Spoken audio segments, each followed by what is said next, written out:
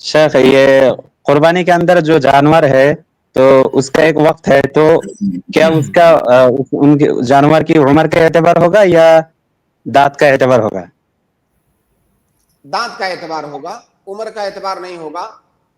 اللہ کے نبی صلی اللہ علیہ وسلم کی حدیث ہے کہ لا تذبحوا الا مسنہ، اور مسنہ کی تعریف سنی سے بھی کی گئی ہے، بعض احادیث میں سنی کا لفظ بھی وارد ہوا ہے۔ تو مسنہ اور سنی، اہل لغت کو آپ دیکھیں گے تو اہل لغت نے بھی مسنہ کی تعریف سنی سے کی ہے، اور سنی کا معنی بتایا ہے کہ ایسا جانور جس کے دونوں سنیاں، آگے کے دانت کو سنیاں کہتے ہیں، یہ گر گئے ہوں اس کو سنی کہا جاتا ہے۔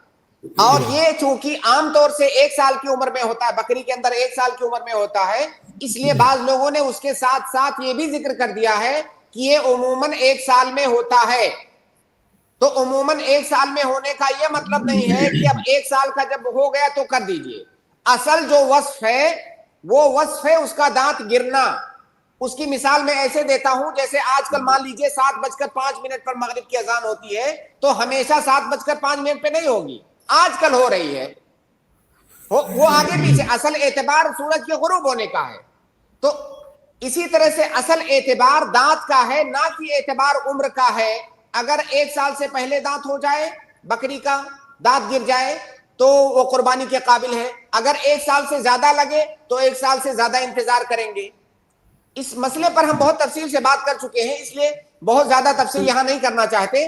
آپ ایک بات یاد رکھیں کہ شریعت کا جو الحکم الوضعی ہے، احکام وضعیہ کو ظاہری علامات سے کونی علامات سے جوڑا گیا ہے۔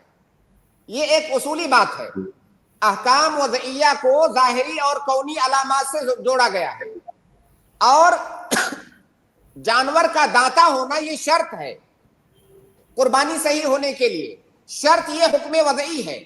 اب اس کا ظاہری علامت ہونا یہ ضروری ہے، اور عمر یہ ظاہری علامت نہیں ہے، یہ خفی علامت ہے۔ عمر کا اندازہ آپ نہیں لگا سکتے، مارکیٹ میں آپ جانور خریدنے جائیں گے، آپ کیسے اندازہ لگائیں گے 1 سال کا ہے کہ وہ کتنے دن کا ہے؟ تو اور دانت سے اگر اس کو آپ جوڑیں گے تو دانت ہر آدمی دیکھ کر کے بتا سکتا ہے کہ یہ دانت اس کا آیا ہوا ہے۔ تو اصول کئی اور ایک اصول ہے۔ تو یہ قول بہت ہی کمزور ہے کہ اس کو عمر سے جوڑا جائے گا۔ جو لوگ اس کو عمر سے جوڑتے ہیں کوئی دلیل نہیں ہے ان کے پاس، سوائے اس بات کے کہ بعض اہل لغت نے دانت کے ساتھ ساتھ عمر کا بھی ذکر کر دیا ہے۔ عمر کا ذکر انہوں نے اس لیے کیا ہے کہ عام طور سے اسی عمر میں اس جانور کا دانت گرتا ہے، تو اس لیے عمر کا بھی ذکر کیا ہے، لیکن خالص عمر کا ذکر نہیں کیا ہے، پہلے دانت کا اس کے بعد عمر کا۔